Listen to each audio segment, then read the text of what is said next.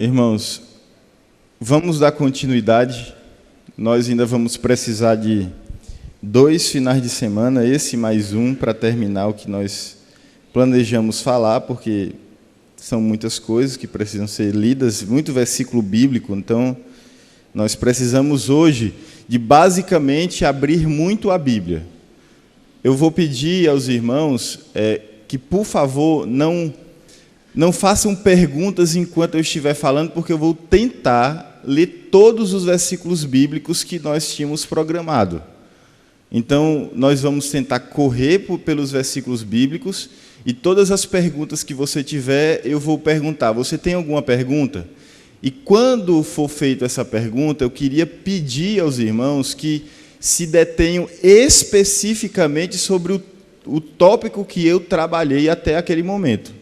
Então, se eu estiver falando sobre juros, por exemplo, não pergunta sobre empréstimo, porque, ainda que esteja ligado, empréstimo de quem ou de outro ali, outro acolá, não importa. O importante é o princípio bíblico que diz determinada coisa sobre os juros. Então, do que nós estamos falando ao longo desses 2 finais de semana passados? Nós estamos falando sobre o senhorio de Cristo. Então, acima de tudo, acima de qualquer situação, nós estamos nos referindo ao senhorio de Cristo. E aí, com base no senhorio de Cristo, nós estamos falando sobre o governo civil. O que a Bíblia fala sobre o governo civil? Então, naquela oportunidade, primeira oportunidade, nós falamos sobre isso e nossa tentativa era tentar responder as várias perguntas que basicamente são feitas sobre esse tema.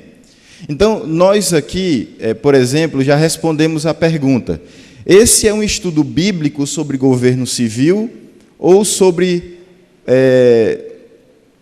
partidos e correntes políticas ou filosóficas? Não, é um estudo bíblico, nós respondemos naquela oportunidade. Quais são os 2 principais fundamentos a respeito do governo civil? Quais são os 2 fundamentos básicos que nós devemos tratar quando nós falamos sobre governo civil? Aí eu falei aqui que é sobre o senhorio de Cristo. Primeira coisa que quando a gente vai falar sobre governo civil é sobre o senhorio de Cristo. Nós temos que entender que Deus é que reina sobre o mundo que Ele criou, não é o ser humano e os seus conceitos.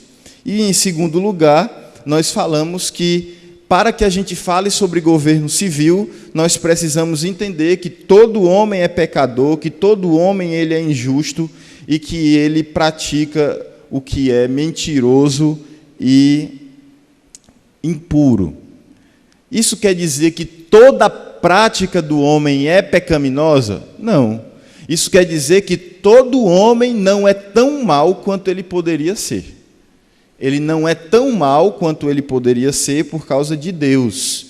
Então, se nós dependermos absolutamente do homem para nos reger segundo o seu conceito, nós vamos ter um governo absolutamente promíscuo. O Estado foi estabelecido por Deus? Essa foi outra pergunta que nós fizemos. O Estado foi estabelecido por Deus? E aí eu disse, assim como a família foi estabelecida e estruturada por Deus, assim como a igreja foi estabelecida e estruturada por Deus, igualmente Deus estabeleceu o governo civil e a sua estrutura. Ele também, assim como Ele fez conosco, Ele fez com o governo civil. Estou dizendo conosco como igreja. E também conosco como família. Quais são as instituições e esferas de poder criadas por Deus? Quais são as instituições criadas por Deus? Primeiro de tudo, nós precisamos entender que tudo começa no indivíduo, e é no indivíduo que nós precisamos centrar as nossas forças de ensino e educação em termos do que a palavra de Deus ensina. Então, esse indivíduo, ele vive dentro de uma família. Ele tem uma família, e essa família foi instituída por Deus. Foi a primeira base que o homem recebeu e é uma básica e fundamental instituição criada por Deus. Então, aqui é o núcleo, né, de toda a vida do ser humano, porque ele foi criado e foi dado para a família. Depois disso, nós falamos que a igreja é essa outra instituição. E, por fim, nós falamos que a última instituição é o governo civil. E nós defendemos aqui que o governo civil ele não foi criado depois do pecado. O governo civil ele sempre houve mesmo antes do pecado. Ainda que hoje as principais funções do governo civil seja a contenção do mal, ou seja, ele tem o poder da espada, ainda que esse seja o ponto fundamental, mesmo antes disso, Deus havia instituído um governo civil, é tanto que ele mandou o homem dominar a terra. Qual é a base bíblica para o governo civil? Onde é que nós encontramos fundamentação bíblica para o governo civil? Nós falamos os textos que Paulo ele diz que toda instituição é criada por Deus, é estabelecida por Deus. Ele diz isso em Romanos capítulo 13, versículo 1, e 1 Timóteo capítulo 2, versículo 2. Pedro também fala sobre o governo civil em 1 Pedro capítulo 2, versículo 13. E a Confissão de Fé de Westminster, no capítulo 23, parágrafo 1, diz: Deus, o Senhor soberano e Rei de todo o mundo, para a sua glória e para o bem público, constituiu sobre o povo magistrados civis que lhes são sujeitos. Então, observe que a estrutura do governo sempre é de sujeição, de qualquer governo, não estou falando só do governo civil. Qualquer tipo de governo na igreja é estabelecido e dele depende, né? Estabelecido por Deus e dele depende. Nós falamos aqui sobre os princípios revolucionários, sobre como o princípio revolucionário ele não se coaduna com o que as Escrituras ensinam, que ela diz que toda instituição é criada por Deus, toda autoridade, todo governo é colocado por Deus, e a base de todo pensamento revolucionário é a desestabilizar qualquer autoridade e derrubar a autoridade que não esteja de acordo com aquilo que eles pensam. Qual é a natureza do governo civil? Nós falamos sobre isso. E quais as instituições, a quem as instituições se submetem? E o que é o governo civil? Nós falamos que o governo civil é de natureza humana, ainda que ele surja de Deus. Ou seja, o governo civil ele é uma instituição criada por Deus, mas para que os homens a controlem segundo os seus princípios. Depois disso, nós falamos sobre o que é o governo, o que o governo civil não pode, quais são os limites do governo civil, né? Nós falamos aqui, por exemplo, que o governo civil não pode se apropriar do que não é seu, ou seja, não pode deter de forma absoluta o poder econômico e de propriedade. Nós lemos, né, Êxodo capítulo 20, versículo 15, que diz: não furtarás. E esse é um princípio que vale para qualquer pessoa. Ninguém pode tirar o que é privado. Ninguém. O que é privado, só Deus tem o poder de dizer qual é o futuro e qual é o propósito daquilo. Nós citamos um princípio que se encontra em 1 Reis, capítulo 21, quando Acabe deseja a terra de Nabate, deseja a vinha de Nabate, e ele se abate, não é nenhum trocadilho, e ele se abate por não conseguir aquela terra. Nabate não quis vender a terra. E aí o que foi que a mulher dele disse para ele? Você é o rei, o soberano da terra, tome a terra dele. E aí ela esquematizou uma forma de acusar Nabate, e ali acusado matar Nabate e se apropriar da propriedade privada. E o princípio fundamental para que a propriedade não seja tirada das mãos de seu dono é porque toda a propriedade é de Deus e Ele dá a quem Ele quer essa propriedade. Não pode interferir no relacionamento pessoal entre as pessoas e Deus, ou seja, O Estado não pode dizer o que é correto e o que não é dentro da igreja. Não pode dizer, e nem eu posso dizer, coisas que são contrárias à vontade de Deus para o relacionamento entre Deus e as pessoas. Então, o Estado ele não pode dizer que uma coisa é imoral quando ela é moral, dentro daquilo que as Escrituras ensinam. Não pode criar suas próprias regras governamentais. Não pode ser dado a César o que é de Deus. Quantas vezes você já não ouviu a história, dai a César o que é de César e a Deus o que é de Deus? Nunca ninguém ouviu esse versículo? Vocês lembram que o contexto da pergunta a Jesus foi o seguinte: Senhor, é lícito pagar impostos a César? Não foi essa a pergunta dos fariseus? É lícito fazer isso? Aí o que foi que Jesus fez? Me dá aí uma moeda. E disse o que para aqueles homens? Quem é que está na moeda? César. Então pronto, dá a César o que é de César e a Deus o que é de Deus. O que significa isso? Que você tem que reconhecer as esferas de autoridade. Aquilo que é de Deus, é de Deus. E quer dizer que o imposto não é de Deus? Claro que o imposto é de Deus, irmãos. Deus quer que a gente pague imposto. Não é essa a questão. O que ele está dizendo ali é o seguinte: se o governo civil, de forma legítima, te cobra alguma coisa, dá a ele o que é devido.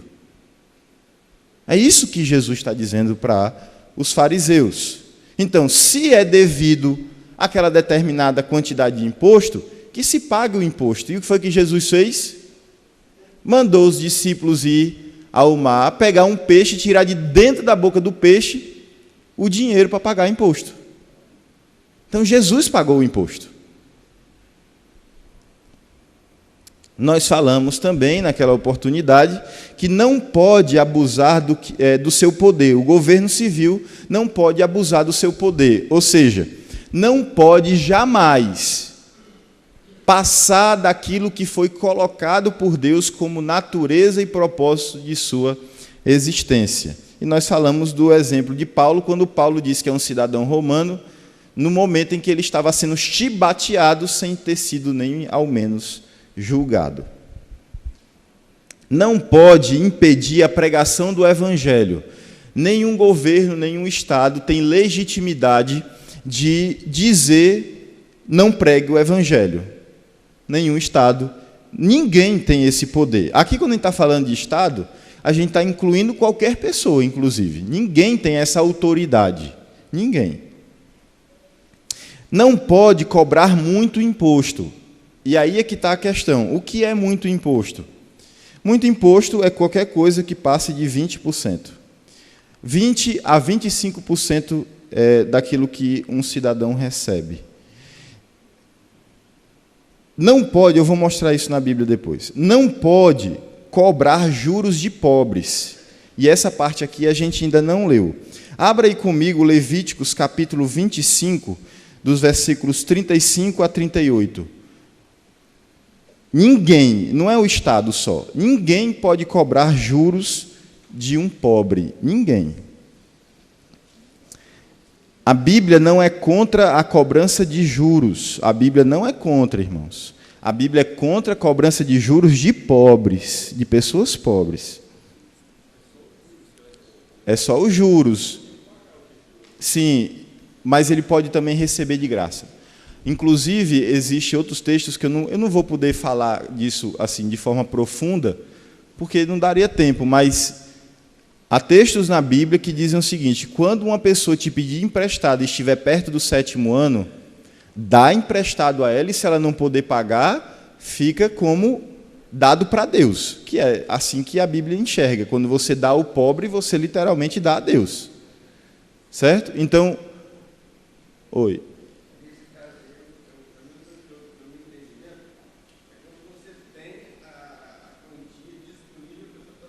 Sim, sim. Quando você, porque é o seguinte, aí é outra coisa que vai entrar aqui.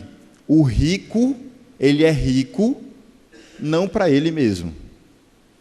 Ele tem que enxergar que a riqueza que ele recebeu é um dom de Deus para que ele sirva ao pobre.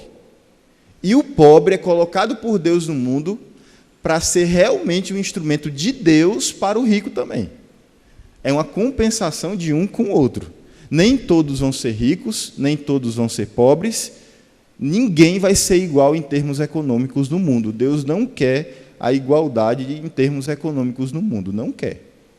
A uns ele deu um tanto e a outros ele deu outro, e ele quer que cada uma dessas pessoas tenha uma função na sociedade para cumprir o seu propósito. Então, vamos ver aí. 25, 35, que diz assim, 25, 35. Se teu irmão empobrecer e as suas forças decaírem, então sustentá-lo-ás. Como estrangeiro e peregrino, ele viverá contigo. Não receberás dele juros nem ganho. Teme, porém, ao teu Deus, para que teu irmão viva contigo. Não lhes darás teu dinheiro com juros, nem lhe darás o teu mantimento por causa de lucro. Versículo 38. Eu sou o Senhor vosso Deus, que vos tirei da terra do Egito, para vos dar a terra de Canaã, e para ser o vosso Deus.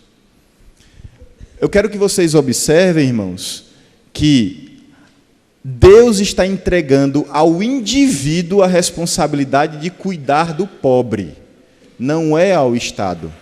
Deus não deu ao Estado o direito de cuidar do pobre. Quem tem que cuidar do pobre é o indivíduo, é o ser humano que teme a Deus. Esse, quando ele tem mais, ele deve cuidar do irmão pobre. É isso mesmo que você está ouvindo, meu irmão. Deus deu ao indivíduo crente a responsabilidade de cuidar do irmão pobre. O que está nisso aqui? O que você pode aprender disso aqui?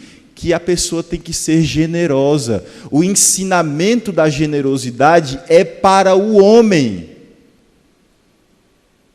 Por isso que Deus instituiu regras que tratam da pobreza sem passar pelo rei ou sem passar pelo magistrado. Porque não pode depender de outra pessoa que não seja do crente, do indivíduo. Deuteronômio capítulo 23, versículo 19. Deuteronômio capítulo 23, versículo 19. Por isso, irmãos, toda e qualquer forma de juros, 0,5% de juro para um pobre é pecado. 0,5%. 0,1% é pecado.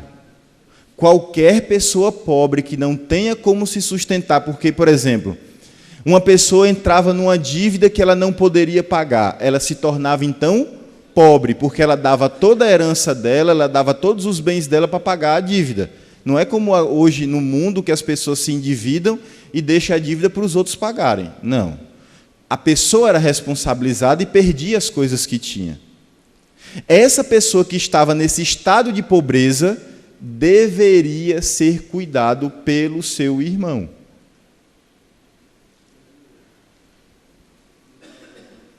Hoje, ainda assim.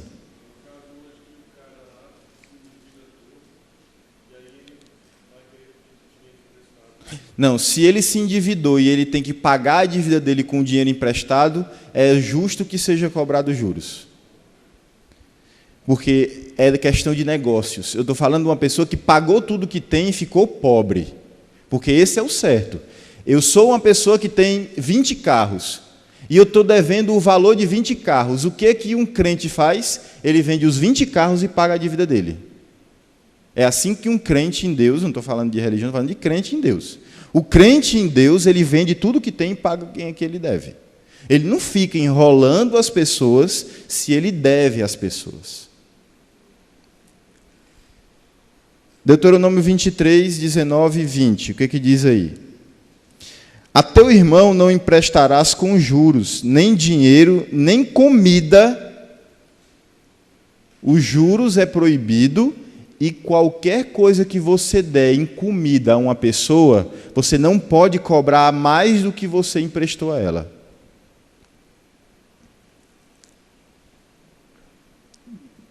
Nem qualquer coisa que se empresta com juros. Veja, a prática dos juros era corriqueira, pela palavra de Deus era permitido, mas era um indivíduo emprestando a outro indivíduo. Não era uma instituição governamental emprestando a uma pessoa. Era o indivíduo ou a sua venda, o seu negócio emprestando a uma outra pessoa. Ao estrangeiro emprestarás com juros, porém a teu irmão não emprestarás com juros, para que o Senhor teu Deus te abençoe em todos os teus empreendimentos, na terra a qual passas a possuir. Veja, Deus diz que o empreendimento é dele e ele pode fazer prosperar um empreendimento se nós formos justos nos nossos negócios com os pobres. Se nós formos justos com os nossos negócios com os pobres. Qualquer empréstimo de juro a pobre é um pecado gravíssimo. Não é grave, é gravíssimo. Ninguém tem o direito de dizer a um pobre que ele tem que pagar juros pelo dinheiro que ele está tomando.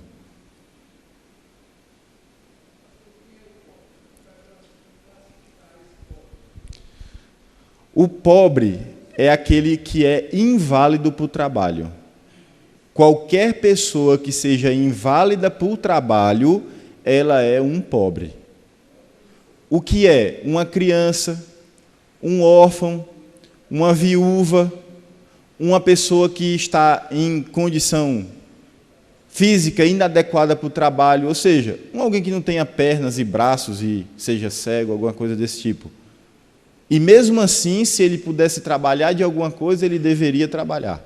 Então, qualquer pessoa que entrar numa situação também de alto risco, como eu disse aqui, uma pessoa que tentou fazer um negócio, não conseguiu e ficou na pobreza, os irmãos têm que ajudar aquela pessoa. Os irmãos têm que ajudar, não. Os irmãos devem ajudar, é devido àquele. E se uma pessoa ela está fazendo um empréstimo para conquistar mais negócios, é devido que se cobre juro delas. Por exemplo, eu vou dar um exemplo a vocês. Imagine, lá em Israel era assim, você tinha uma terra, você se endividava, vendia a sua terra, mas depois de 10 anos você conseguia valores, você se recuperava e queria comprar aquela terra. O que acontecia? Você tinha que pagar aquele valor e 1/5 sobre o valor. Veja, é instituído por Deus 1/5 sobre o valor da terra que você tinha vendido. Olha o juro sendo instituído por Deus. Que no caso seria mais, por exemplo, de 100 mil reais, 1/5 é 20. Então, se eu vendi por 100, eu tenho que comprar por 120. Por quê? É simples. Você vendeu, agora você vai comprar de novo e é justo que a pessoa tenha lucro com relação àquilo que ela um dia fez por você, comprando e te tirando da dívida. Ou por qualquer outro motivo.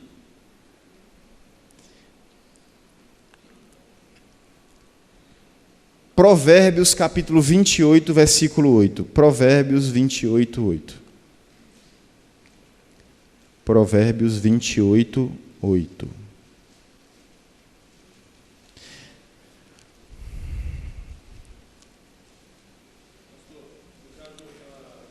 Vai ter a hora da pergunta. Daqui a pouco eu vou dar, quando eu terminar de fazer essa parte aqui. Provérbios 28, 8. O que aumenta os seus bens com juros e ganância, ajunta-os para o que se compadece do pobre. Qualquer pessoa que ajunta o seu dinheiro com usura, com ganância, com juros, vai perder o dinheiro. É isso que o texto está dizendo. Você junta dessa forma e depois ele vai para a mão de uma pessoa que vai se compadecer e dar para quem precisa. Se você não é generoso com as coisas que Deus te deu, se prepare e você vai perder elas. Você só é generoso para os seus filhos, você só é generoso para sua mãe, entende? E qualquer pessoa que tenha mais do que o que ela precisa para se vestir e para comer, ela tem para dar. Qualquer pessoa que tenha mais do que com o que se vestir e o que comer, ela já tem condições de dar, emprestar para o necessitado e etc. Qualquer pessoa. Essa é uma responsabilidade de quem, irmãos? Do governo ou nossa? O magistrado civil, o governo civil não tem o poder de emprestar, de ter a condição de cobrar juros das pessoas. Deus não deu essa função ao governo civil. Deus deu essa função a você. Você tem que ser responsável pelo pobre e mais ninguém.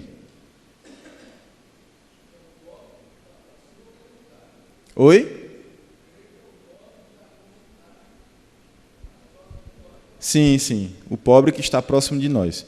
Peterson.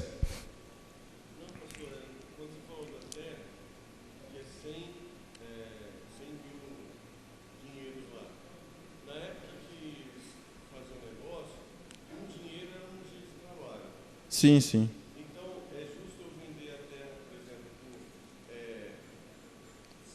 50 salários.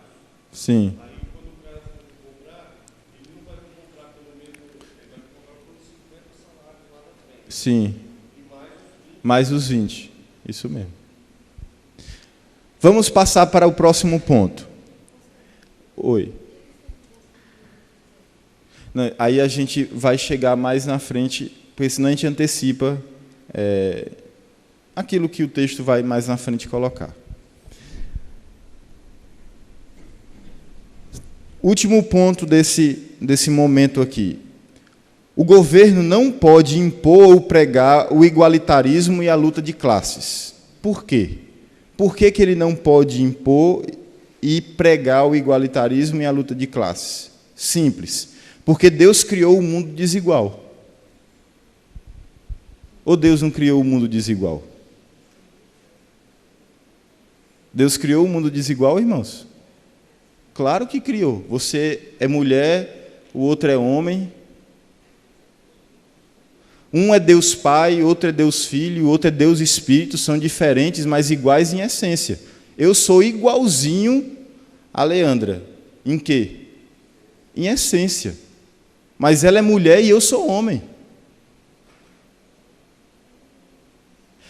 Se vocês observarem, desde o início havia diferenças. Um filho de Adão trabalhava com uma coisa, o outro filho de Adão trabalhava com outra coisa. E ambos tinham recompensas diferentes. Deus criou o mundo desigual, porque não criou robôs. Deus não criou um robô. Deus não criou uma máquina para fazer robô. Deus criou indivíduos e cada indivíduo tem a sua particularidade diante de Deus. Com uma missão, com um propósito. Eu fui colocado na terra para ser pastor, você para ser engenheiro, o outro para trabalhar de gari. Qual é o problema? Existe alguma profissão mais digna do que a outra, irmãos? É assim que você olha para uma pessoa que varre a rua por onde você passa? Você olha assim, que coisa, que distrata e etc. Mas e se não houvesse ele?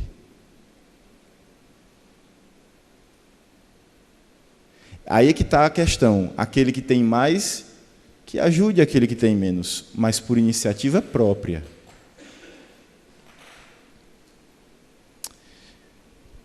Vou dizer mais um porquê. Porque o escravo ou o empregado não deve ser incitado a se rebelar. É o princípio da autoridade. Não tem aquelas pessoas que dizem, respeite tal autoridade, mas ela mesma não respeita o patrão dela? Faz greve, faz revolta, quebra a instituição que trabalha, não trabalha todas as horas que precisam ser trabalhadas. Não existe quem faça isso? São os mesmos que muitas vezes pregam o respeito a outros tipos de autoridade. Vamos lembrar da carta de Paulo a Filemon. O que é a carta de Paulo a Filemon? O que é? É o pedido de Paulo a um senhor chamado Filemon, que tinha um escravo chamado Onésimo, que fugiu, e agora Paulo estava pedindo para que Filemon o recebesse de volta sem o punir. E que, se possível, ele desse liberdade àquele homem. Eu queria que vocês entendessem, irmãos, que Paulo em momento nenhum está tirando a autoridade de Filemon sobre Onésimo. Ele não escreve um tratado revolucionário dizendo desrespeite. Ele vai te desrespeitar porque você, como cristão, não pode ter um escravo. A Bíblia não fala sobre isso. Lucas, capítulo 3, versículo 14. Por favor, abra aí a sua Bíblia. Lucas 3, 14.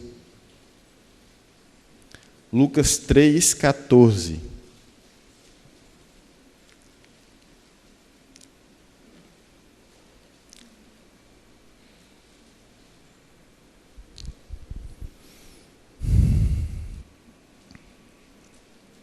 Vamos ler até a partir do 13. Respondeu-lhes, não cobrareis mais do que o estipulado. Ele está falando aqui sobre várias camadas de pessoas que, se conhecessem o Senhor, o que elas fariam. Versículo 14. Também soldados lhes perguntaram, e nós, que faremos? E ele lhes disse, a ninguém maltrateis, não deis denúncia falsa, e contentai-vos com o vosso soldo. O que é isso? Paulo está dizendo para os soldados como eles devem se portar, Paulo não, Jesus, como eles devem se portar no reino de Deus. Como é que uma pessoa deve se portar no reino de Deus? Desse jeito, quando você é subalterno. Jesus disse, se rebele contra o seu general, você está ganhando pouco. Diga que não vai para a batalha enquanto ele não te pagar aquilo que você acha que é justo. Não. Olha o que Jesus disse. Ele começa primeiro com o indivíduo. Você não maltrate ninguém. Você não maltrate. Você não deis falsa denúncia. Ou seja, não forje contra alguém alguma coisa para puni-la, para matá-la, para destruí-la. E outra, contentai-vos com o vosso soldo, ou seja, com o vosso salário. Olha o que Jesus diz, irmãos. E ainda pessoas dizem que Jesus era um revolucionário. Não sabe o que está dizendo. Vamos voltar lá para Êxodo, Êxodo capítulo 21, versículo 20 e 21. Por que nós não devemos seguir as filosofias desse mundo, irmãos? É por causa dessas coisas. A Bíblia ensina o contrário.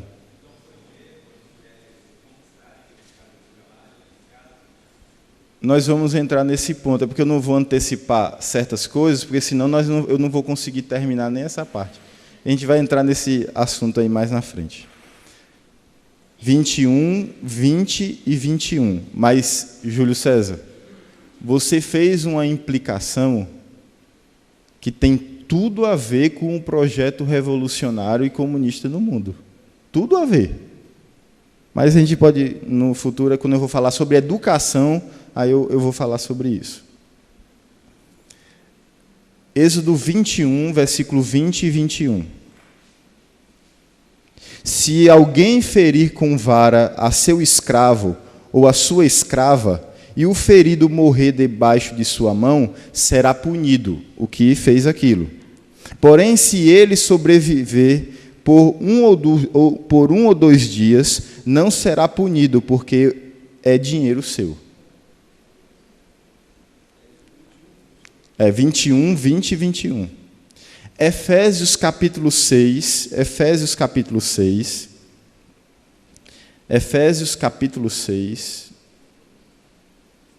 versículo 5. Efésios 6, 5.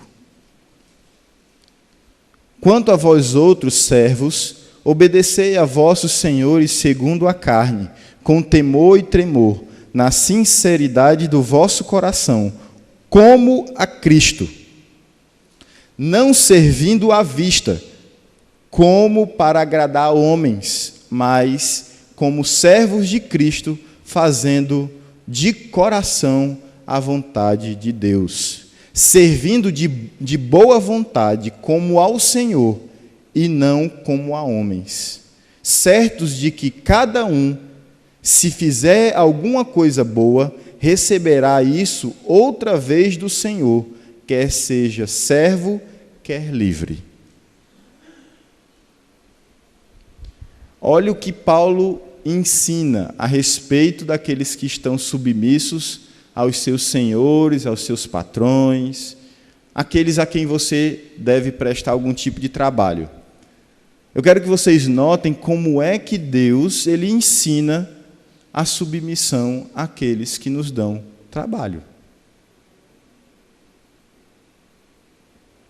Deus ensinou, vá lá e se rebele, faça greve de fome, quebre as coisas. Não tem isso na Bíblia, irmãos. Você está insatisfeito? Saia. É isso.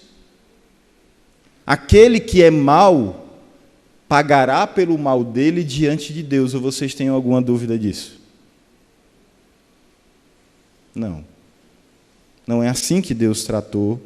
Não foi assim que Deus tratou as relações entre autoridade e subordinado.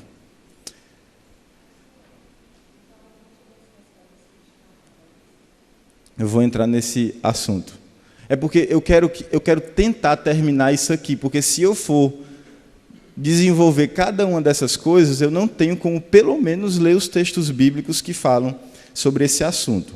Mas, evidentemente, que não é só sindicato trabalhista, qualquer coisa que se rebele contra o patrão não é ensinado por Deus. 3. Por que a gente não deve pregar igualitarismo ou impor igualitarismo e luta de classes?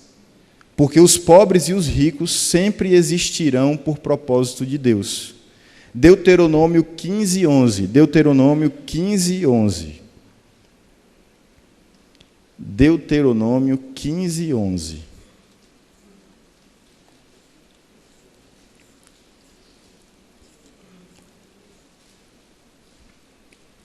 Deuteronômio 15, 11. Pois nunca deixará de haver pobres na terra, por isso eu te ordeno, livremente abrirás a tua mão para teu irmão, para o necessitado, para o pobre na terra. Está vendo por que existe rico na terra? Está vendo por que existe pessoas que têm condições mais do que outras? E está vendo por que existe o pobre e eles nunca deixarão de existir? Para que os outros que têm mais aprendam a ser generosos e deem para os pobres.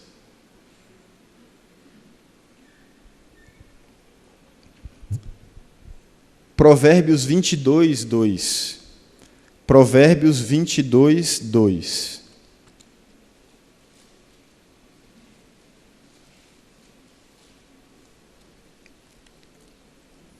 Provérbios 22, 2.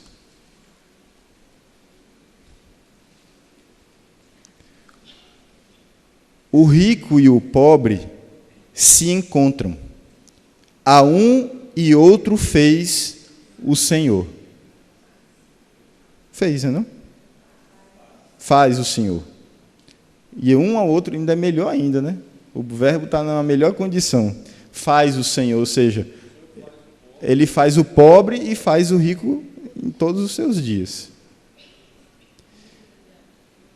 Mateus 26, 9 a 11. Mateus 26, 9 a 11.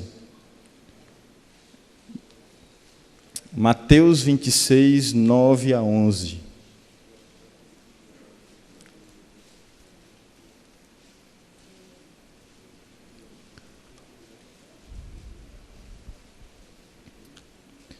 Mateus 26, 9 a 11.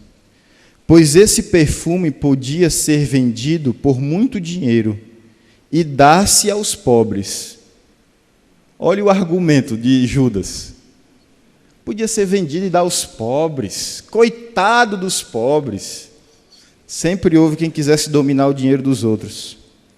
Mas Jesus, sabendo disto, disse-lhes: por que molestais esta mulher?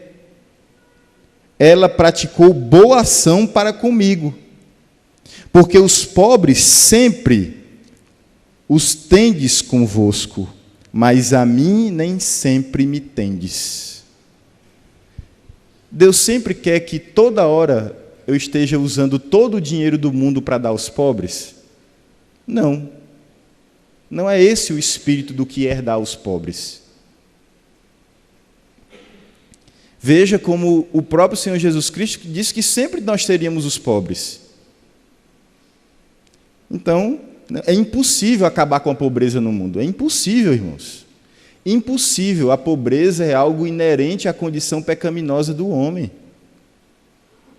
Porque ele não trabalha muitas vezes, porque ele não foi atrás de ciência para ser um bom trabalhador, ou porque ele se colocou numa condição de rebelião contra Deus e por algum motivo Deus o pune assim, e assim por diante. Sempre nós teremos os pobres.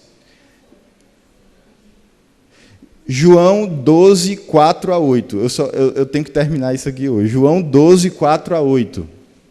João 12, 4 a 8.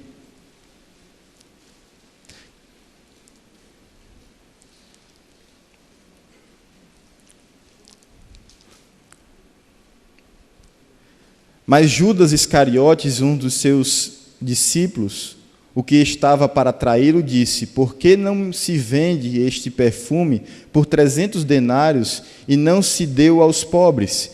Isto disse ele, não porque tivesse cuidado dos pobres, mas porque era ladrão, e tendo a bolsa, tirava que nela se lançava. Jesus, entretanto, disse: deixai, aquele que ela guarde isto para o dia em que me embalsamarem, porque os pobres sempre os tendes convosco, mas a mim nem sempre me tendes. Quem é que é o maior interessado em que o dinheiro, supostamente para os pobres, seja concentrado numa bolsa? O que é ladrão. Ele tem vontade de controlar o dinheiro que é de todos, para que ele se vanglorie de dar aos outros, e até roube de dentro dela. Porque dessa bolsa também saía ajuda aos pobres. E quem é que dava ajuda aos pobres com a bolsa na mão? Quem tinha a bolsa na mão. Simples assim. Outro motivo, porque deve haver igualdade de exigências entre todos. Êxodo capítulo 30, por favor, volte aí em Êxodo capítulo 30. Deus, ele exige de todos igualmente, não é de forma diferente para cada um. O que ele exige de um pobre, ele exige do rico.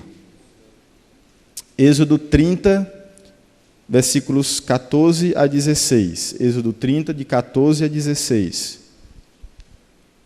Qualquer que entrar no arrolamento de 20 anos para cima, dará oferta ao Senhor. Olha o que ele está dizendo. Qualquer pessoa que entrar no arrolamento, ou seja, entrou como cidadão, se ele foi arrolado como cidadão, 20 anos, ele paga igualmente oferta ao Senhor. O rico não dará mais de meio ciclo, nem o pobre menos. Nem mais, nem menos. Meio ciclo para todo mundo. Quando derem a oferta ao Senhor, para fazerdes expiação pelas vossas almas. Tomarás o dinheiro da expiação dos filhos de Israel e a darás ao serviço da tenda da congregação, e será para memória aos filhos de Israel diante do Senhor, para fazerdes expiação pelas vossas almas. Apocalipse capítulo 6, versículo 15, lá no finalzinho. Apocalipse 6, 15. Apocalipse 6, 15. Os reis da terra, os grandes, os comandantes e os pobres, os ricos, os poderosos, e todo escravo e todo livre, se esconderão nas cavernas e nos penhascos dos montes. Por que eu estou dizendo isso aqui? Porque Deus trata igualmente o rico, o pobre, o poderoso, o escravo, todo mundo na hora do juízo. Não vai ter diferença se você era rico e se você era pobre. Não há qualquer diferença. Quinto motivo, porque Deus também escolheu os pobres para serem ricos em fé e não em riquezas terrenas. Por favor, abra aí 1 Coríntios capítulo 1. 1 Coríntios capítulo 1. Versículos de 26 ao 29.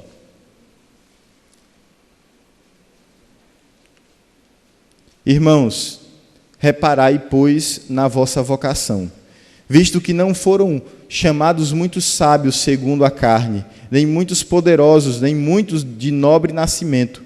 Pelo contrário, Deus escolheu as coisas loucas do mundo para envergonhar os sábios, e escolheu as coisas fracas do mundo para envergonhar as fortes. E Deus escolheu as coisas humildes do mundo e as desprezadas, e aquelas que não são, para reduzir a nada as que são. Observe que nem sempre você ser rico, sábio e poderoso é vantagem, porque Deus não escolheu as pessoas por esta condição. Porque pode ser melhor ser pobre. Por que eu não devo incentivar a luta entre rico e pobre, entre patrão e empregado? Por quê? Porque às vezes é melhor ser pobre. Pastor, que história é essa, pastor? É melhor ser pobre? Provérbios 28, 6. É melhor ser pobre? Provérbios 28, 6. Provérbios 28, 6.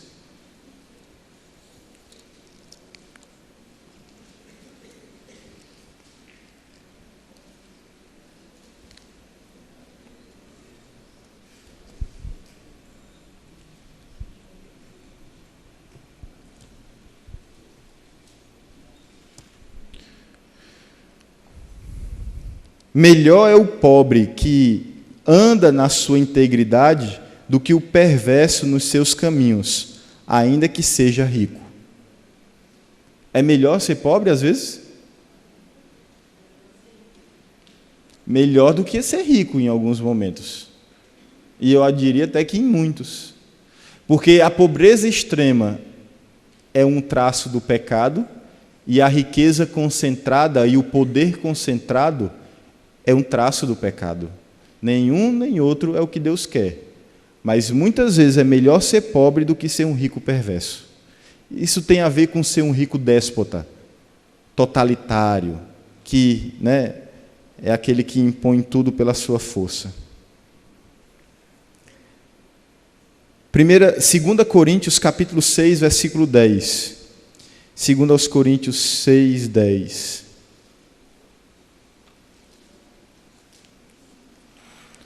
2 Coríntios 6, 10.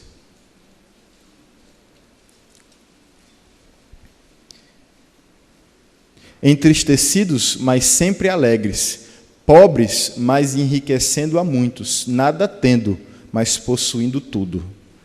Isso é o apóstolo Paulo falando a respeito dele mesmo e, evidentemente, de todos nós cristãos, que muitas vezes somos pobres, mas estamos enriquecendo a muitos.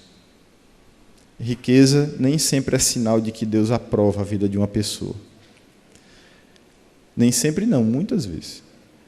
Por que não devemos amaldiçoar o rico ou o pobre? Por que eu não devo fazer com que as pessoas disputem por causa de sua condição social? Porque não devemos amaldiçoar o rei ou rico, ou pobre, ou escravo, ou livre. Nós não devemos amaldiçoar ninguém, rotular ninguém como mal em si. Não. Porque todas as vezes, irmãos, que vocês observaram na Bíblia, se fala sobre o amor ao dinheiro e não fala do dinheiro. O dinheiro não é a raiz de todos os males. A raiz de todos os males, e aqui evidentemente não é tudo que é mal, mas é o amor ao dinheiro, não o dinheiro. Por isso, Eclesiastes capítulo 10, versículo 20, fala sobre isso. Não abro não, que acho que está muito claro, né? Esse ponto já.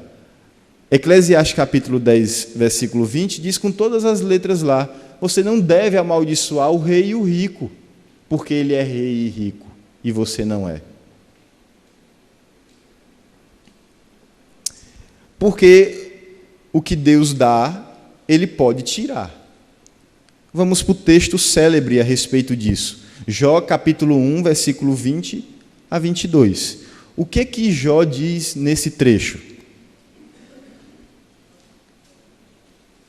Lembram? O que Jó diz lá? Jó 1, 20 a 22. Então Jó se levantou, rasgou o seu manto, rapou a cabeça e lançou-se em terra e adorou. E disse: nu saí do ventre de minha mãe, e nu voltarei. O Senhor o deu e o Senhor o tomou. Bendito seja o nome do Senhor. Em tudo isto Jó não pecou, nem atribuiu a Deus falta alguma. O que é isso? Ele está reconhecendo claramente que Deus deu riquezas a ele, que Deus tirou as riquezas dele. Então, Deus dá a quem quer e ele tira a hora que quer e depois devolve, porque no final ele devolveu a Jó. Jó era um rico que ia para o inferno? E todo pobre vai para o inferno? Todo rico vai para o céu? Depende de quem ir para o céu e para o inferno, ser de Deus ou não ser de Deus. Depende de quem? De Cristo, irmãos. Por isso que jamais um ser humano que crê em Deus pode alimentar a luta de classes e pregar igualitarismo. Jamais. É uma aberração bíblica, é uma aberração no comportamento que realmente mostra desconhecimento das Escrituras. Deus nunca fez justiça social incitando a rebelião, a anarquia, desordem social, quebra-quebra. Deus nunca fez isso assim. E nenhum país do mundo é rico por causa disso. Nenhum país, de todos os países que há no mundo, nenhum é rico com base na luta de classes. Nenhum. Porque Deus dá... Desculpem, eu já li esse daqui. Porque riquezas são dom de Deus. Eclesiastes capítulo 5, versículo 19. Eclesiastes 5, 19. Eclesiastes 5, 19.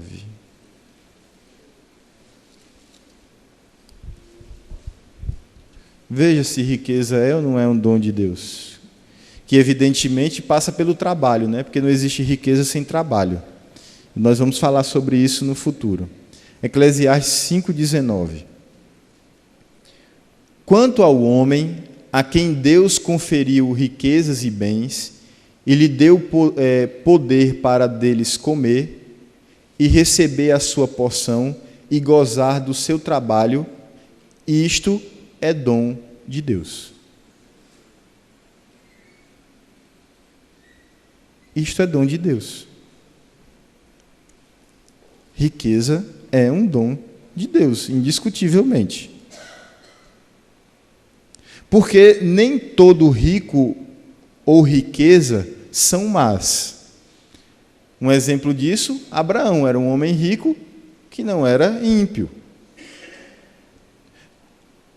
Abre um pouquinho, volte aí um pouquinho em Provérbios 13, 22. Provérbios 13, 22. Observe aí o que ele diz. É só voltar um pouquinho aí na Bíblia. O homem de bem deixa herança aos filhos de seus filhos, mas a riqueza do pecador é depositada para o justo. Um homem bom deixa riqueza para os seus filhos. E aí, o que diz o Manifesto Comunista? Que nós temos que acabar com a hereditariedade de herança. Ou seja, se seu pai tem 10 carros, não pode passar para você, tem que voltar para a coletividade. A Bíblia diz que um bom rico deixa a herança para os seus filhos. É isso que a Bíblia diz. Um bom rico, uma pessoa que trabalhou, que deixou a herança para os seus filhos, que bom. Mas a riqueza do pecador é depositada para o justo. Ou seja, Deus mesmo vai tratar de fazer com que aquela pessoa que achava que tinha tudo, agora não tenha mais nada. Já ouviu falar daquela história? Avô rico, pais classe média e netos pobres? Como é? Avô rico, filho nobre, neto pobre. Pronto. É isso aí. Quando você vê isso, é a mão de Deus lá pesando. Isaías, capítulo 53, versículo 9. Isaías 53, 9.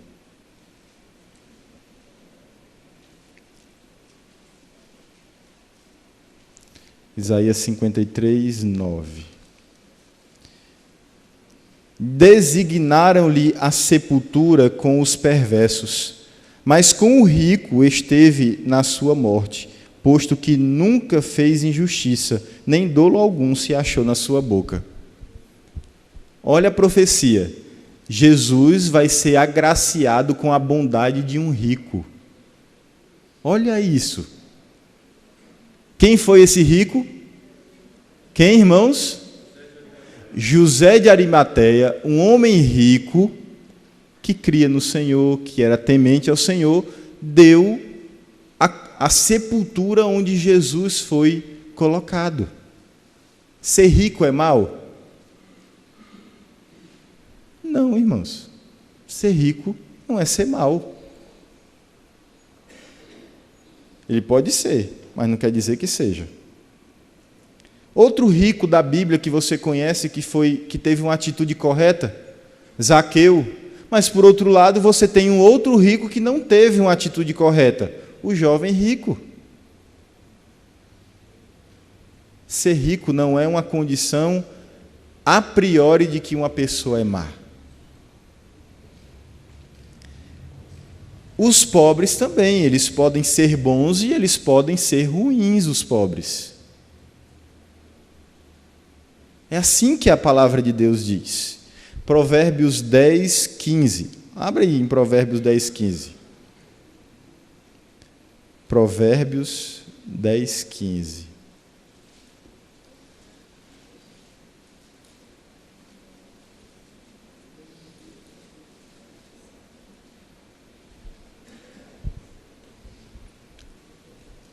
Os bens dos ricos são a sua cidade forte. A pobreza dos pobres é a sua ruína. Olha Deus igualando pobre e rico na sua desgraça, quando a riqueza ou a falta dela é o motivo da existência deles. Não tem pessoas que são assim? Tudo enxerga pela ótica da pobreza e da riqueza, não é assim? Me trata assim porque eu sou pobre. Porque eu pobre. Porque eu não tenho dinheiro. Não tem gente que é assim? Esses são os mais egoístas, com certeza. Pode ter certeza disso. Se ele tivesse dinheiro, era assim que ele trataria quem não teria dinheiro. Porque tudo o que ele faz, ele enxerga pela ótica do que ele faria.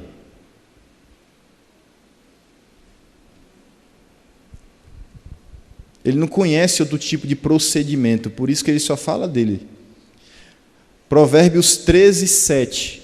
Provérbios 13, 7. Uns se dizem ricos sem ter nada. Outros se dizem pobres, sendo muito ricos. Não é uma sabedoria, irmãos, isso? Sabe o que é isso aqui? É o pobre vaidoso, orgulhoso. Não tem nada, mas finge que tem. E aquele que tem realmente é humilde, muitas vezes. Ou nunca você conheceu um rico humilde? Você nunca conheceu um rico humilde? Existem vários que você nem sabe que é rico. Chega nas concessionárias aqui de Linhares e pergunta aos vendedores as histórias que tem por aí. Um cabazinho todo, leco-treco. Eu quero esse carro aqui. Aí o cara vendedor diz assim: rapaz, eu acho que esse carro aí não é para você, olha esse aqui. Não, mas eu quero aquele. Mas tá bom, ok, você quer esse, custa tanto. Você aceita em dinheiro? Aí ele pega o saco cheio de dinheiro e coloca ali. Porque tem gente que é boçal, não tem nada na vida, tem nem um palmo debaixo da terra para se enterrar, e é vaidoso. Por isso que ser pobre não quer dizer que você seja salvo.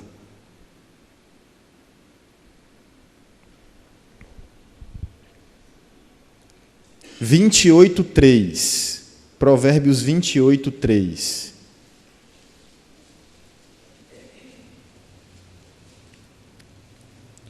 O homem pobre que oprime os pobres. Pastor, peraí. Tem pobre que oprime pobre? Tem, irmãos? Tem, né? Então quer dizer que nem todo pobre é bom, né? O homem pobre que oprime os pobres é como chuva que a tudo arrasta e não deixa trigo.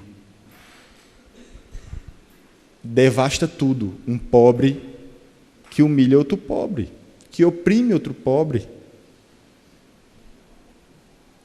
Cuidado, os conceitos aí que estão nesse mundo não são os que estão na Bíblia. Outro motivo, porque Deus não pode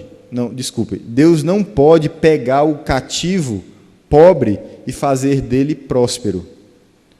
Salmo 68, versículo 8. Salmo 68, versículo 8.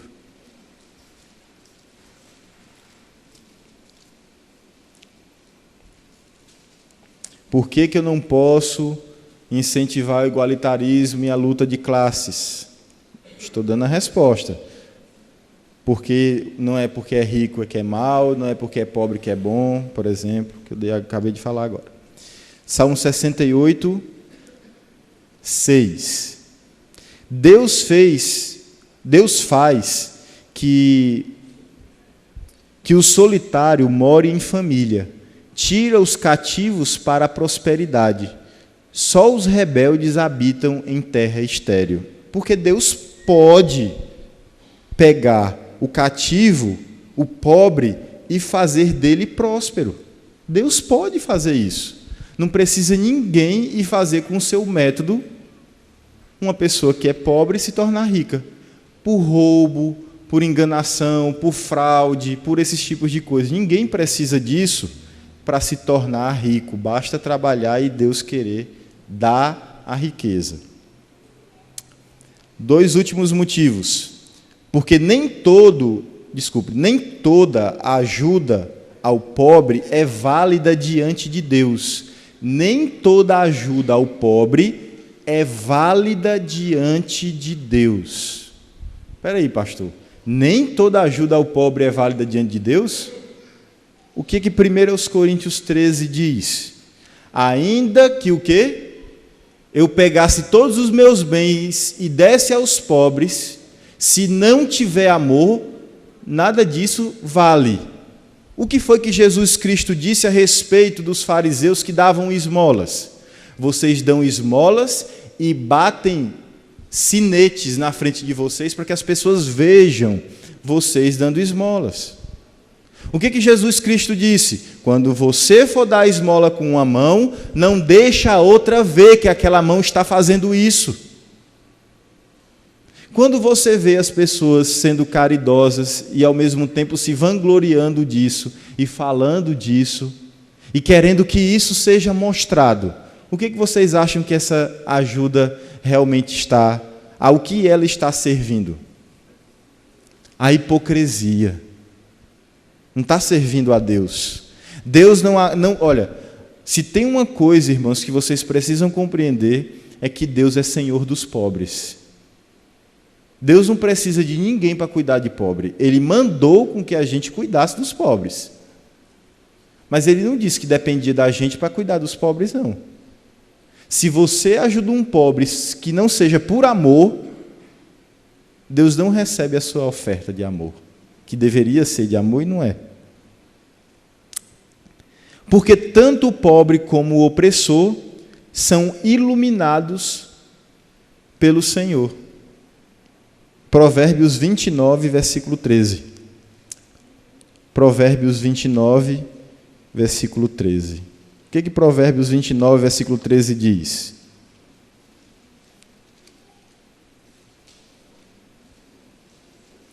Provérbios 29, versículo 13. O pobre e o seu opressor se encontram, mas é o Senhor que dá luz aos filhos de ambos. Aos olhos de ambos. Quem ilumina o pobre e o rico? Deus.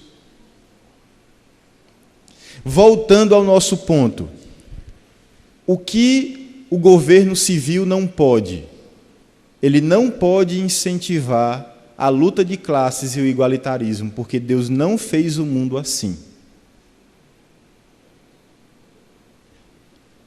Qual é o limite, então, do governo, segundo as palavras de Calvino e segundo os símbolos de fé de Westminster? Calvino, ele disse assim sobre os magistrados civis: não devem empreender guerras imprudentes, ou seja, eles não podem ser imprudentes na defesa das pessoas, não podem aumentar as suas riquezas ambiciosamente. Quando você vê um político enriquecendo, pode ter certeza, é pecaminosa essa riqueza. Nem hão de governar aos seus súditos sobre a base de sua opinião pessoal ou do modo que desejarem. Nenhum governante tem a autoridade de governar segundo a sua opinião pessoal ou os seus desejos pessoais. Ele tem que ser justo. Qual é o limite que a confissão de fé impõe aos magistrados civis? Parágrafo 3 da Confissão de Fé, no capítulo 23. Os magistrados civis não podem tomar sobre si a administração da palavra e dos sacramentos, ou o poder das chaves do reino do céu, nem de modo algum interferir em matéria de fé.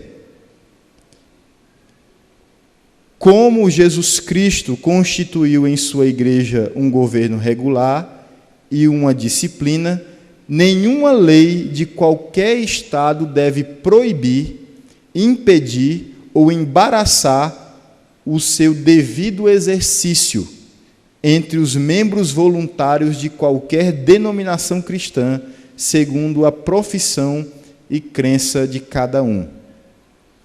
Isso quer dizer o quê, irmãos? Que o governo civil não pode interferir na vida da igreja, que o governo civil ele não pode dizer na igreja o que é certo e o que é errado, e ele não pode instituir um poder absoluto, que é o poder das chaves do reino dos céus. Eles não podem dizer, segundo os seus próprios conceitos, o que é bom e o que é ruim para a vida daqueles que são servos de Deus. Eles não podem fazer tais coisas. Eu queria deixar um último versículo bíblico para vocês, para que vocês entendessem qual é o espírito que deveria existir entre nós quando nós falamos a respeito da igualdade, porque eu disse que nós não poderíamos pregar o igualitarismo ou a luta de classes, mas a Bíblia manda que sejamos fraternos, generosos. Então, qual é a base bíblica para isso? 2 Coríntios capítulo 8, versículos de 13 a 15. Enquanto você abre aí, eu queria... Não, depois eu vou falar sobre isso para a gente concluir. 2 Coríntios capítulo 8, do versículo 13 ao 15. Do versículo 13 ao 15. Olha o que ele diz aí. Porque não é para que os outros tenham alívio e vós sobrecarga. O que é isso? Paulo estava passando de igreja em igreja pedindo ofertas para cuidar dos pobres. E o que ele diz? Eu não estou fazendo isso porque... não para que vocês... não é para que os outros tenham alívio e vocês sobrecarga. Então, ele não quer tirar de um para ficar sem, para dar ao outro para que o outro tenha. Mais um conceito da mais-valia. A mais-valia, ela é uma mentira contada na escola ao longo dos séculos. A contribuição, o dinheiro, a riqueza, ela não é uma coisa que eu tenho que tirar de um para que o um fique sem, para que eu dê ao outro para que ele tenha. Isso é mentira. O que a palavra de Deus quer é que todos tenham a mesma condição de ganhar as mesmas coisas diante das mesmas leis.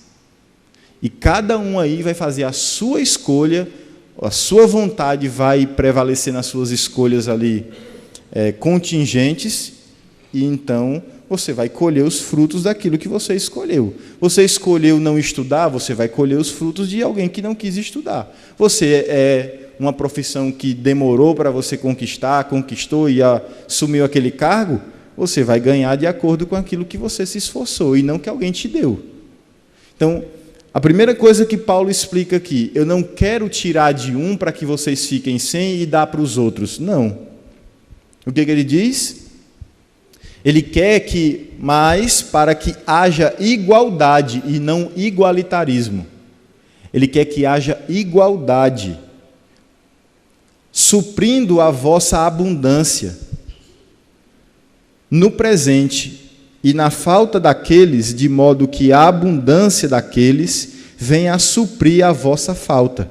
E assim haja igualdade, como está escrito: o que foi colhido não teve demais. O que muito colheu, não foi demais. E o que pouco não teve falta. O que é isso aqui? Veja, irmãos. Lembra aquela ordenança de Deus a respeito da colheita?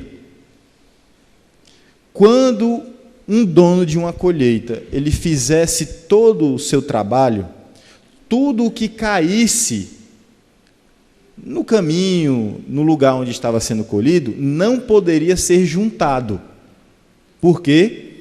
Porque aquilo que estava ali no chão era para os órfãos e para as viúvas, estrangeiros e etc., que tivessem com necessidade. Veja bem, o que o Paulo está dizendo aqui?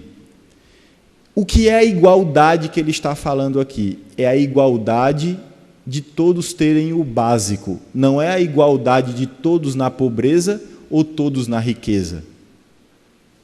É que se aquele que colheu muito, tenha o seu muito porque trabalhou e se esforçou. Mas, ao mesmo tempo, aquele que nada tem, possa ter alguma coisa, ou seja, ter o que comer, ter uma parte daquilo que possa até vender e se vestir, mas nunca que as pessoas fiquem em condição de fome, nudez, sem qualquer provimento. Então, o que Paulo está ensinando à igreja é o seguinte: quando você dá daquilo que te sobra, você não está perdendo nada. Você está simplesmente dando uma parte daquilo que te sobra para socorrer aquele que nada tem. Você não vai ficar sem nada, você pode ter o seu muito, contanto que você não esqueça daquele que não tem nada.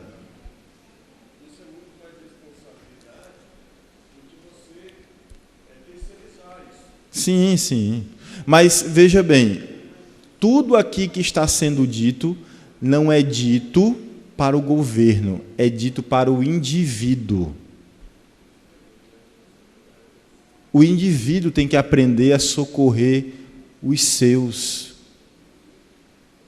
parentes, os seus amigos, as pessoas pobres que você nem conhece. É assim que a palavra de Deus ensina a igualdade. Não é o igualitarismo, é você pegar todo mundo e rebaixar um nível e dizer, ninguém pode ter mais do que isso, porque você tendo mais, você tira do outro que tem menos. Isso não é verdade. Por que nós falamos a respeito de limites para o governo civil? Nós falamos de limites para o governo civil por causa da natureza pecaminosa de todos os homens e de todas as nações por consequência. Nós falamos de limite para o governo civil porque os povos pensam coisas vãs. É isso que o Salmo 21, versículo 1 e 2 diz. Como é que eu posso entregar poder ilimitado a um Estado, ou poder muito grande para um Estado qualquer que seja, o governo civil, se eles são pecadores e eles podem, se utilizando desse poder, ir contra a própria igreja, que diz que o governo não pode interferir na igreja, mas o que hoje o governo faz na igreja? Em todo lugar do mundo, inclusive no Brasil, interfere nas coisas da igreja. Hoje, se qualquer homossexual chegar aqui e me ver pregando, dizendo que a homossexualidade é pecado, ele pode me denunciar. Isso é interferência do Estado na igreja. Se uma autoridade do Ministério Público souber que eu ou você disciplina seu filho, porque está com base na Bíblia, ele pode te prender. Isso é interferência ou não é do Estado sobre a igreja? É, e sabe por quê, irmãos? Porque nós inchamos o governo, nós inchamos o Estado, nós demos um poder ao Estado quase que ilimitado. Nós transferimos a responsabilidade que é do indivíduo, da família e da igreja, e transferimos para o Estado e dissemos que o Estado tem todo o poder sobre a nossa vida. Não é assim, irmãos, que a palavra de Deus ensina, porque eles são pecadores. Você não pode concentrar poder na mão de um pecador. Vocês aceitam que eu tenho um poder ilimitado aqui na igreja? Vocês aceitam, irmãos, que eu tenho um poder ilimitado aqui na igreja? Por que vocês aceitam que o governo tenha? Porque que nós, muitas vezes, até votamos em quem tem a visão de que o governo é uma mãe e um pai, tudo junto. E que dá tudo, e que provê tudo, e que abastece a respeito de tudo. Mas o pastor de vocês não querem que tenha um poder ilimitado. Por quê? Por que o conselho da igreja não tem um poder ilimitado? Ou um poder que vai além das suas atribuições? Por que todo mundo, na hora que é pessoal, aí sim, ela não quer, mas quando é benefício, não importa o que aquela pessoa fez de errado? Porque o Estado hoje é gigantesco e os crentes estão aceitando isso com a maior passividade do mundo. Por quê, irmãos?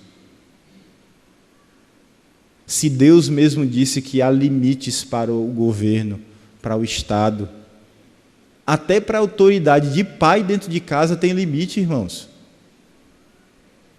E o limite qual é? Que o pai é a autoridade no Senhor de seus filhos. Isso tem a ver com ser de esquerda ou de direita? Não. Tem a ver com ser alguma outra ideologia aí? Não. Tem a ver, meu irmão, com o que está na Bíblia. A própria Bíblia impõe limites ao Estado. Não é direita e nem esquerda. É Bíblia.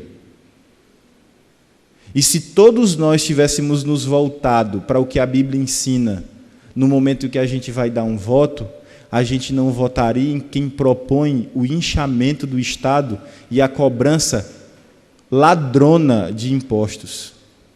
Porque quanto mais o Estado cresce, mais os impostos crescem. E mais o governo, mais o Estado é dono do que é seu.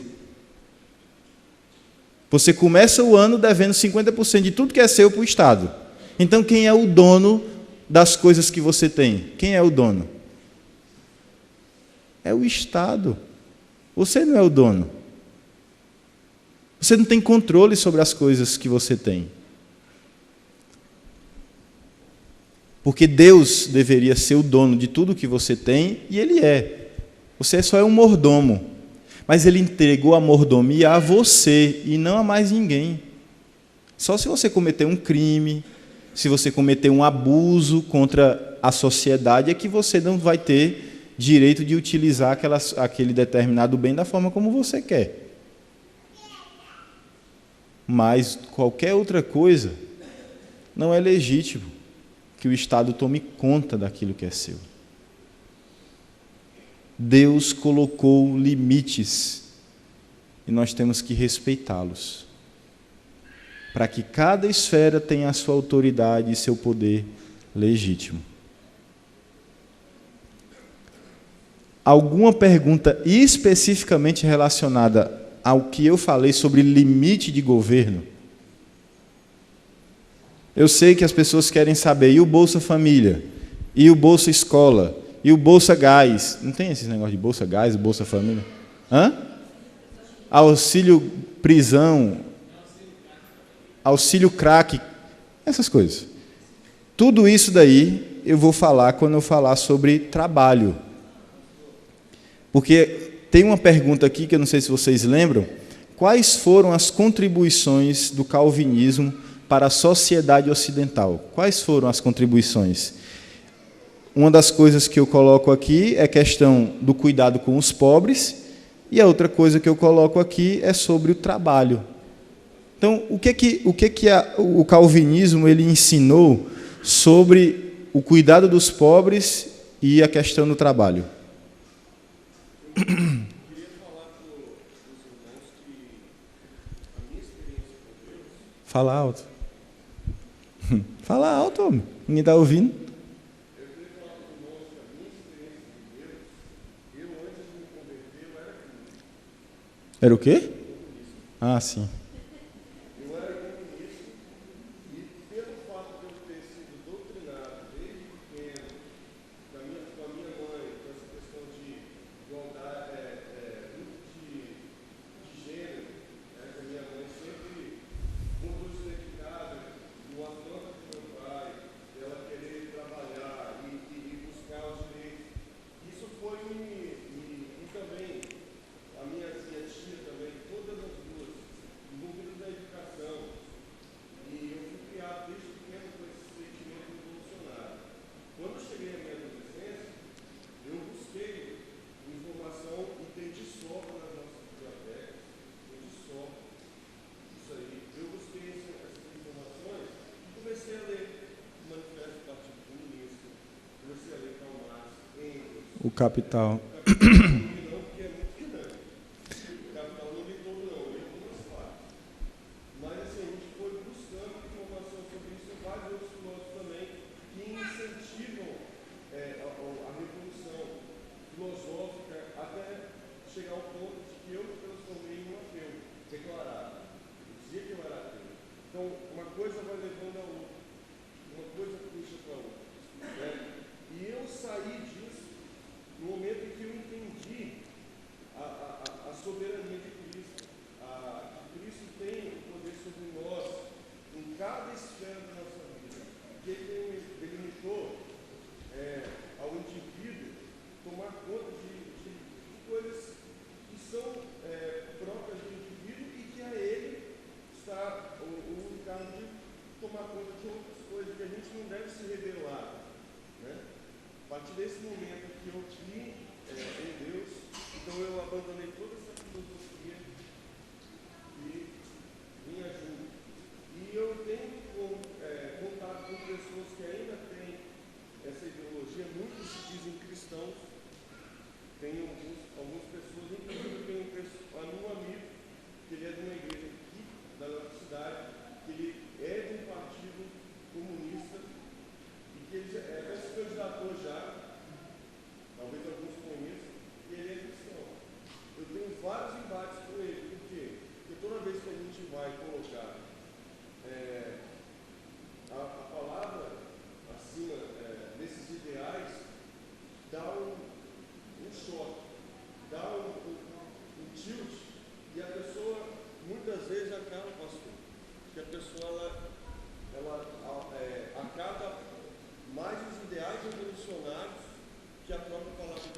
Pois é. Infelizmente, irmãos, por conta do desconhecimento, a maioria das pessoas que se declaram comunistas no Brasil, a maioria mesmo, comunista ou socialista que seja, elas nunca leram nada sobre isso. Se você perguntar elas se elas já leram a própria literatura comunista e socialista no Brasil, elas nunca leram. Elas nunca leram aquilo. Mas elas se declaram assim. E, infelizmente, por não conhecerem o que é a própria doutrinação marxista, elas declaram fé em Cristo e aceitam alguns desses postulados, não todos, mas alguns. E isso é uma absoluta incoerência. Não existe qualquer diálogo entre a luz e as trevas. Entre Cristo e o anticristo, não existe esse diálogo. Por mais que isso seja duro e difícil, mas é como você declarar fé em Buda e fé em Cristo. Não dá para você ter fé em Cristo e fé em Buda. É um dos dois. O próprio Senhor Jesus Cristo disse isso. Por isso nós precisamos conhecer a Bíblia. A Bíblia, ela nega uma série de cosmovisões que o mundo prega. Não é só o comunismo que a Bíblia nega, que a Bíblia é contra, e há tantas outras. E por incrível que pareça, o Capital, escrito por Marx e Engels, na introdução dele, a dedicatória dele, ele faz a Charles Darwin. Outro pensamento absolutamente contrário às Escrituras, que diz que o mundo ele não foi criado por Deus, mas ele veio do acaso, evoluindo e se tornando nessa complexidade que você conhece hoje. Veja, a seleção natural deu origem à luta de classes. A todo pensamento materialista, que no caso da biologia chama-se naturalista.